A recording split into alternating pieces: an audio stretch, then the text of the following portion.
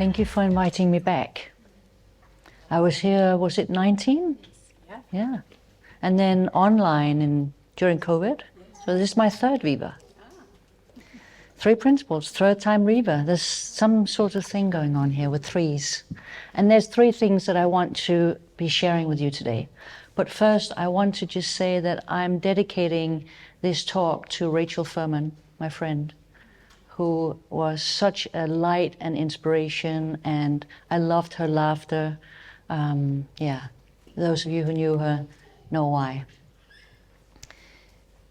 So, gosh, there's so many people I know. It's really wonderful, and the people who I don't know yet, I look forward to becoming friends. So, please, if you don't know me, come up on the break or something. I love to meet new people. Three things that I want to share today. One, you have perfect well-being inside. Now, you have probably heard that if you've been around the principles for a while, but I would love for us to experience that a little bit today. So that's where we'll start. I also want to share with you, you are the thinker, and what that really means. Again, it's something that we talk about a lot, thought and being the thinker, but again, I want you to not only hear it as theory, but to actually get a sense of it. And thirdly, you have a perfect navigation system inside of you. And again, if we don't know this, and I wasn't told that I had a navigation system, if you don't know this, we don't know how to feel it. We don't know how to sense it, because we just haven't been taught. So those three things are what I will be touching on today. First of all, will it be all right for you if I invite you on a little journey, a little experience? Is that okay? You can have your eyes closed or you can have them open. But just sit. Turn the volume up. Okay. And I'll try and keep this close as well. So just sit as comfortably as you can.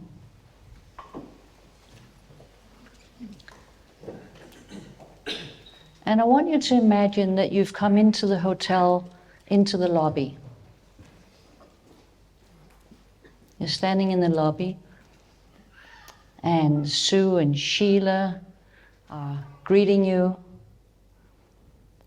And before we invite you into this room,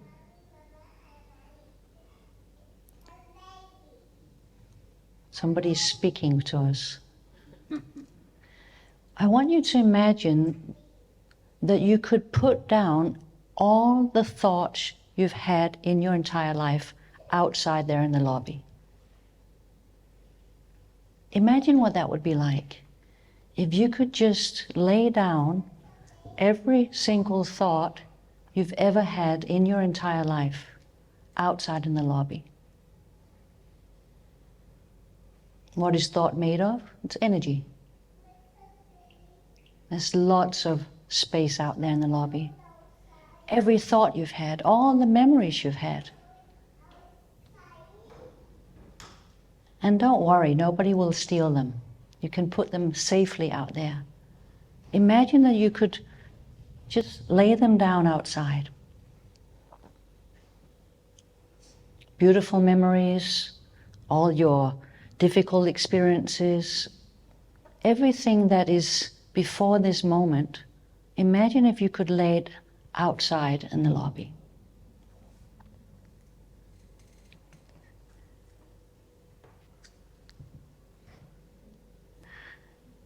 Then I want you to imagine that you could put down out in the lobby all your thoughts about the future.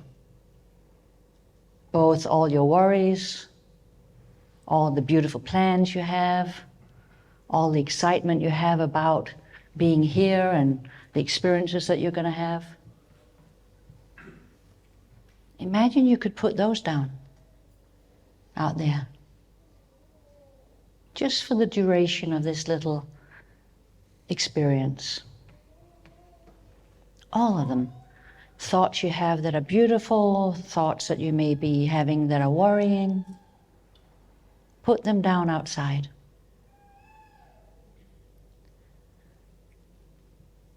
And lastly, I want you to imagine that you could put down everything you're thinking right now. Everything you think about yourself. Everything you are thinking about this little experience. Where is it going? Why are we doing this? Just all your thoughts, just put them down outside in the lobby.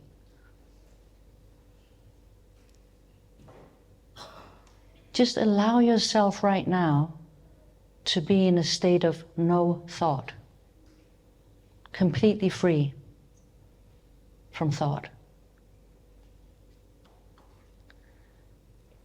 And then imagine you're coming back into your seat, you're sitting where you're sitting. You can feel the chair, hear my voice, you can hear the sounds. What is it that's here right now? What is present in this moment? What is it that knows right now that you are here? Something is here, isn't it? What is that? Something here. You can sense it. You can know it. Now I'm going to ask a series of questions and just answer them inside of yourself. This presence or this beingness or this whatever it is that's here, whatever word you want to use for it, does it have agenda?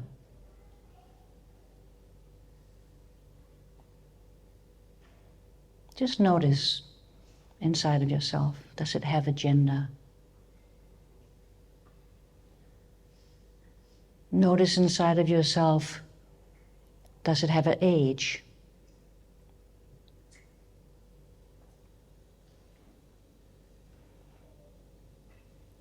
Does it have a size?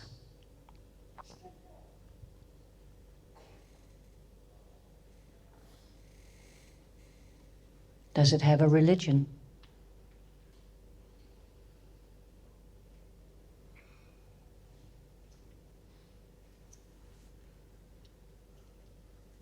Does it have a race?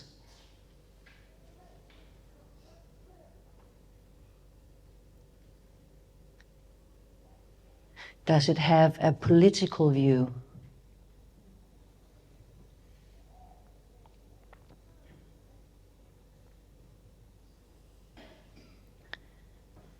Can this presence, isness, being, can it be better than anyone else's being?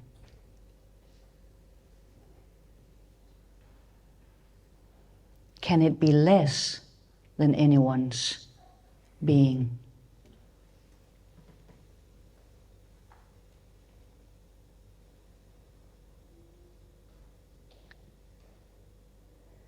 Can this presence, soul, being, isness, whatever you call it, could it ever get depressed?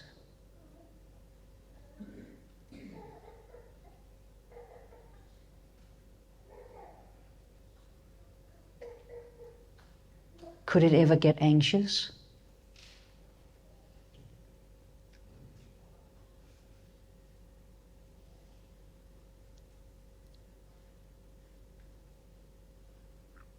Do you get a sense of it ever being born in time?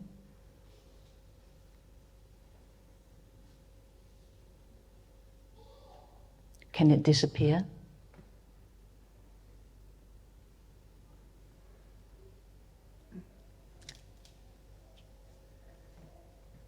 There is something here.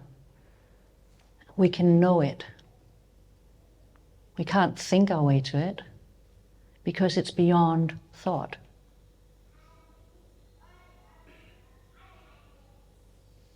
It's behind everything you think. It is your essence. It is who you are.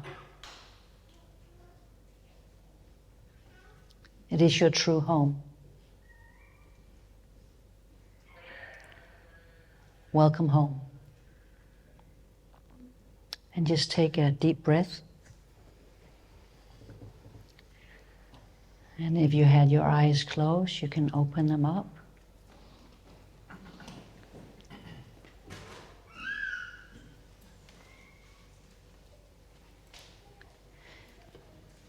The three principles point to what creates everything.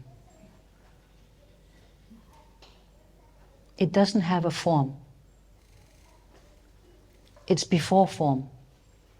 What Sydney Banks saw and pointed to is that which does the creating. And what does the creating is these three principles: mind, consciousness, and thought. It's who we are. It is you right now. We are the three principles in action. And there's a beautiful example of one right down there.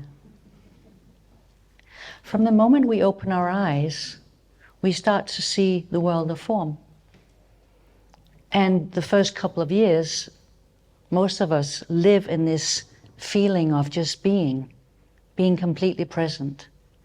And then we learn, oh, there's my mother and there's my father, if we have parents, or there's a lamp and there's a sofa and oh, that's my napkin, or that's my sweets, or we start to create an identity and we kind of lose this sense of our essence.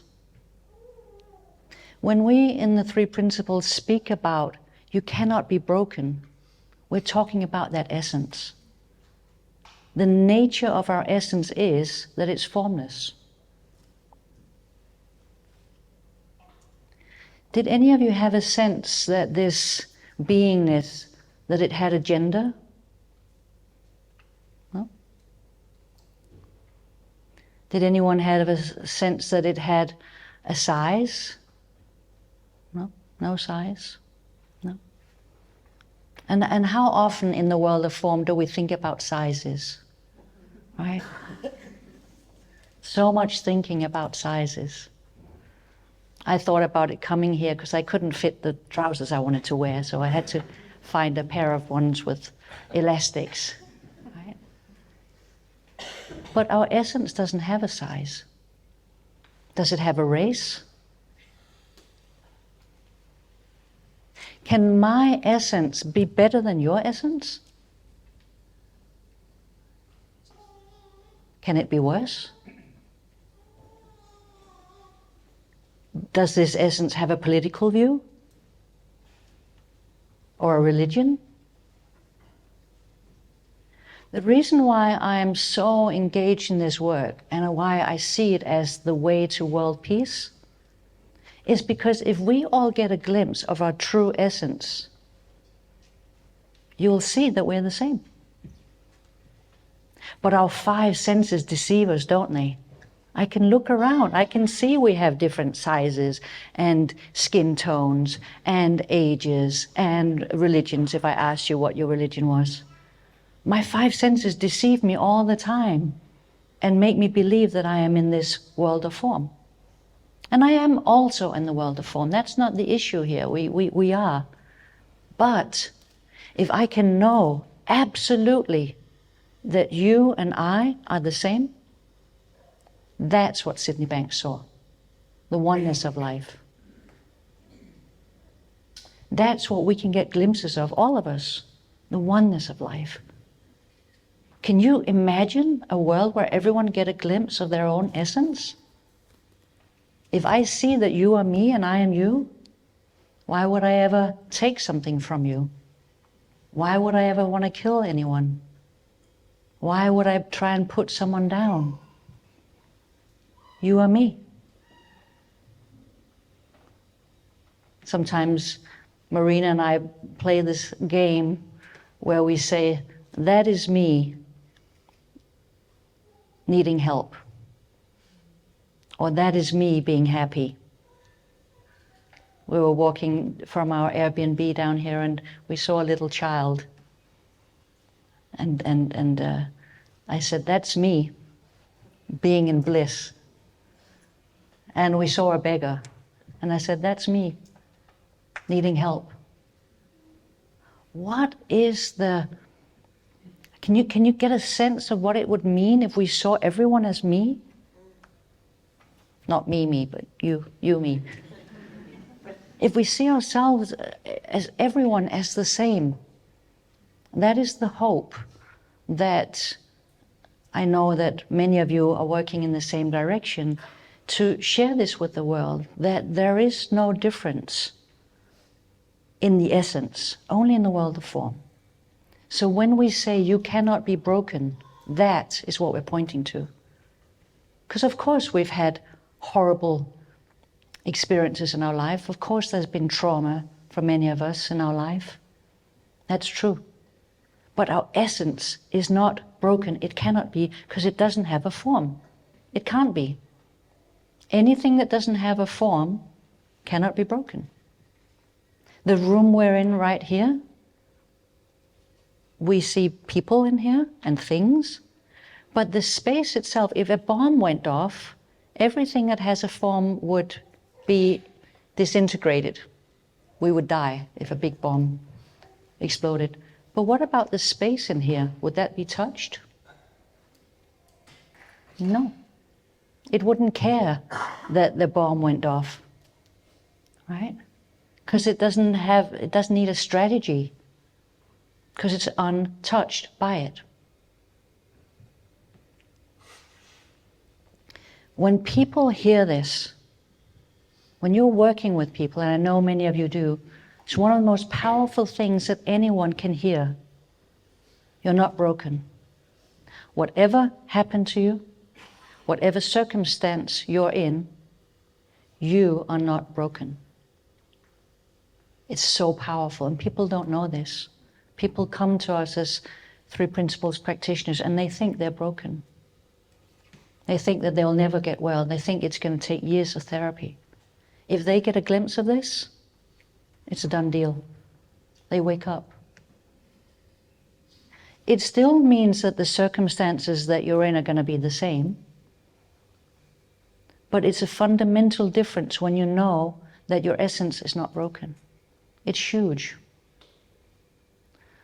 I'm trained as a psychotherapist and started my company 30 years ago. And my entire training as a psychotherapist is what's wrong with you and how can I help fix it? It's very hard work. And it's also unnecessary because people are not broken.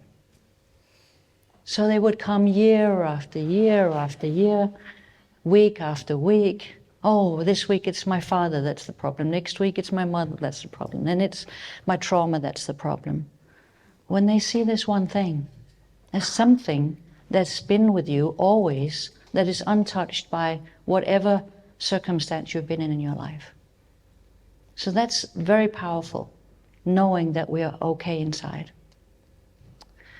The second thing I wanted to share is that you are the thinker. Well, obviously, but what does it mean?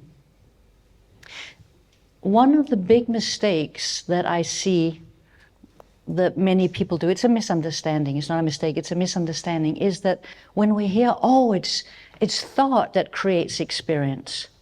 Now, when you hear that the first time, you go, oh my gosh, that's huge. That's incredible. It's thought. That means it's not Kjetil's fault that I'm feeling what I'm feeling, right? Or it's not Sue's fault I'm feeling what I'm feeling. It's not the weather's fault, it's thought. That's huge. And so, again, as a psychotherapist, I would teach people, oh, it can be your background doing what it's doing. It can be your, your past, your traumas, all these things, your personality. If you went to an astrologist, the astrologist would say, oh, it's because of the stars or previous lives. There could be a gazillion reasons why you're feeling what you're feeling. And then you come to the principles and they go, no, it's just one thing. It's thought. And so blame of something out there, something external, disappears. And it's a beautiful feeling, isn't it? You can put so much down. You can just take from your shoulders all the blame that you had, that there was something out there. Because what happens when we blame? When I blame, I become a victim of that which I'm blaming. So if I'm blaming Kjetil for how I'm feeling, I will need to wait until he changes so that I can feel better. And now I'm imprisoned by whoever or whatever I'm pointing to. So it's huge to see, oh, it's not him doing it to me, it's created from thought. That's the first thing that happens to many of us. How many of you have had that experience of just, oh, it's thought. Oh my gosh, it's so nice to know. But then I see very often, after a week or a month or a year or 5 years, 10 years, that people come and say, well, I know it's only thought, but. Have you heard yourself say that sentence? And do you know what happens? It's because now, instead of blaming Kjetil, I'm blaming me and my thinking. You see? So now I become a victim of me. Oh, I know I'm creating my stress, but I can't help myself. Oh, I know I'm creating my worry, but I can't stop myself. And now I'm in the victim cycle again, but with me. And how do I get out of that? What Sydney Banks saw was not that it's your personal thinking that does the creating. Your personal thoughts cannot create. They've already been created. Once you have them, they have been created. Only the principles do the creating. Why is this important? When you see that you are the thinker, so thought come into your mind all the time. You can't help it. You can't tell me what your next thought is. Right? It's always happening. That is the power of thought. It's a constant energy flow that comes into us. So when it comes into us, we then can see, oh, will I believe this thought or not? Have you noticed that?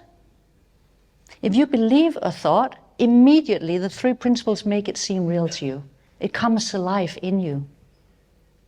If you don't believe that thought,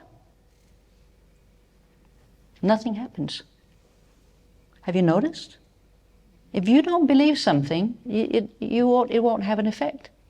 Yesterday I was flying here with my friend daughter, who I've known for more than 25 years, and we were talking about the difference between having a thought and then believing it to be true. I said, if the plane falls down right now, how would that make you feel? And she said, well, I don't think it will. I said, no, exactly. And because you don't believe it, there's no experience. Thought itself has no power. It is neutral. It is formless, has no power. As soon as we believe a thought, now it comes to life in us. The three principles make them come alive with us, in our bodies, through our hormone system. And then the whole system comes alive and it feels real. If I'm afraid that I'm going to fall down with the airplane, I show myself a movie of what's happening. I'm the instructor of the movie. I play all the parts in the movie, and I do all the special effects in the movie, and now I'm frightened of the movie I just created. So seeing that I am the thinker, it happens within me. But only when I take it seriously, only if I believe it, does it come alive. It's very different than thinking, oh, I'm creating my own stress. Oh, I'm creating my own misery. Then I'm just caught in another victim cycle. It's no different than blaming someone else. Now I'm blaming myself. And it's a cycle that I see over and over and over when I work with people. I was speaking with a client the other day, and she was sharing something. Many of you have heard the metaphor of the snow globe. Right? How many know that the metaphor of a snow globe? Most of you. And it spontaneous came to me because she was saying, oh, I know I need to set the snow globe down. I know I'm just shaking it and making myself all caught up. I need to put it down. And what came out of me surprised me, and I thought, wow, which was, it doesn't matter if it's snowing a lot or if it's not snowing, because you are the glass around it. And the glass around all the snow cannot be touched by whether it's quiet or whether it's a lot of snow. You see? If I know that I am untouched, whatever thought storms you're having, you're going to have them again. As my beautiful friend Marina sometimes says, the Three Principles is not a vaccine against being human. You're going to have storms. I'm going to have storms. There's going to be bad weather. It doesn't matter. You cannot be damaged by whatever weather is going on in your mind. So starting to see again back to the first experience of, oh, I am this in which thinking arises. I am this within which all experience occurs. Even when your body is part of it, you cannot be damaged whatever storm is there. So that's powerful. Now the last thing I wanted to touch on is that we have an inner navigation system. No one told us how to use it. So you see, when I get worried about something, right, then I'm starting to worry, and then I feel bad.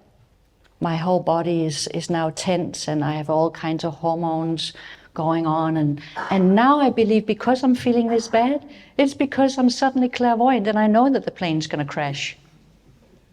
Right? The worse I feel, the more likely I think what I'm thinking is true. Isn't it crazy? We do this all the time. We misinterpret our feelings because we feel them in our body, we feel them in our emotions. We're seeing these horrible internal movies. And because we feel this bad, we think it's because it's going to be true. But honestly, how often has your worries actually happened? But do we ask ourselves that question when we're feeling horrible? No. We just believe it because it feels true. So we misinterpret our body's messaging system as, oh, it must believe that this is going to happen, rather than going, oh, right now I'm using the creative power of thought in a way that makes me feel sad, worried, angry. The feeling is telling you something about how you're using the power of thought. It's not telling you anything about other people, situations, whether the plane's going to fall down or not, whether the world will be over in a week. You can't know it. The navigation system is there. We're pretty good usually with the physical navigation system, right? My husband was supposed to be here with me, but he had hip surgery last week. So he's walking around at home on crutches. Isn't it great that it hurts every time he puts his foot down? It's painful, yes.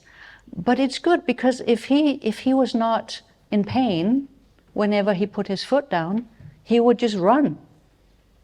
He would walk around, he would do all kinds of things. And this is forcing him to take a 3-month break on crutches. So we kind of know with the navigation system of pain that it means to slow down, take it easy, don't put your foot on it. But with emotions, we suddenly think it's a completely different system. Oh no, but when I feel bad, it's probably because it's going to happen. So the last thing I want to do before I end is to just point you to how does it feel when something is right. You see, I love the story that you were just sharing before with Sue and Sheila about you feeling this is, I'm about at the end of this, and you going, oh, wait. Okay, you see, that's one of the most beautiful things that we can know, is when we don't know, stop and wait. Wait. And then a name pops in. Right? And then Claire pops in. And have you noticed when things come with that feeling, it's almost always a yes. Now, go to something in your life that you just knew. That knowing, something you just knew. How does that feel? What is the sense of knowing?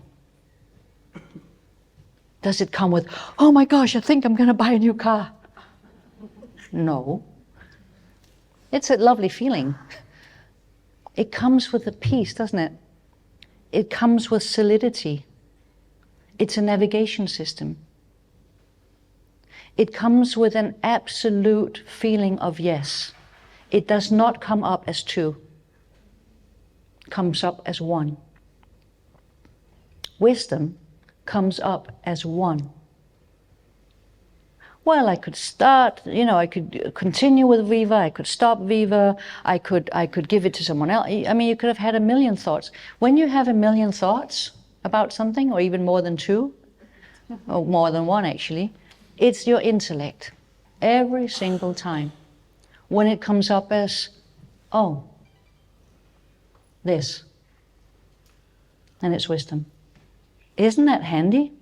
Isn't that good to know? Your navigation system is perfect. It's built in from when we were born. Nobody has told us how it works. I was talking to a client the other day and she had different options. And I said, if you have different options, she said, shall I do your coaching program or not? I said, as long as you feel that there are two options, don't do anything. Wait. So the people who are in my one of my groups, Ule, who's sitting here, the last time we were together on a module on the practitioner program, I said it's quite simple. You just go, let go, let go, let go. Wait. Let go of thought.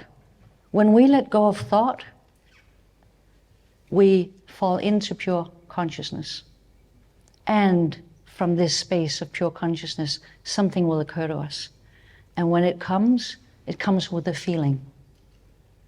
It's a feeling of peace, of love, of connection. And that is how wisdom guides us.